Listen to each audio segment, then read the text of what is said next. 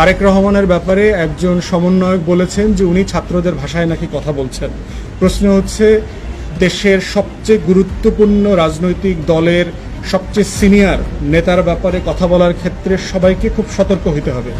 হাসনাত আবদুল্লাহ থেকে শুরু করে সকল ছাত্র সমন্বয়ককে বলছি, তোমাদের এই আন্দোলনের সাথে তোমরা 3 সপ্তাহে আন্দোলন করো নাই। এই আন্দোলন বাংলাদেশের গণতন্ত্রকামী মানুষ গত 17 বছর থেকে করেছে। মেসি হঠাৎ করে গোল দিলে গোল হয় না, 11 জন খেলে মেসি বানাইতে হয়। অতএব তোমরা যদি মনে করে থাকো তোমরা 3 সপ্তাহে মেসি হইছো, তোমরা 3 সপ্তাহে রোনাল্ডো হয়ে গেছো, তোমরা বোকার স্বর্গে বাস করছো। তাই সিনিয়র পলিটিশিয়ান এবং পলিটিক্যাল পার্টি নিয়ে কথা বলার ক্ষেত্রে সকল ছাত্রনেতাকে অত্যন্ত সতর্ক হইতে হবে। কোনো ফাইজলামি করবার সুযোগ কিন্তু নাই। কারণ তোমরা কে কয়জন মারামারি করছো, কোন তারিখ থেকে কোন তারিখ মারামারি করছো, তোমরা কয়জন আহত হইছো আর কয়জন নিহত হইছো, সবকিছুর গল্প আমরা জানি। তাই তারেক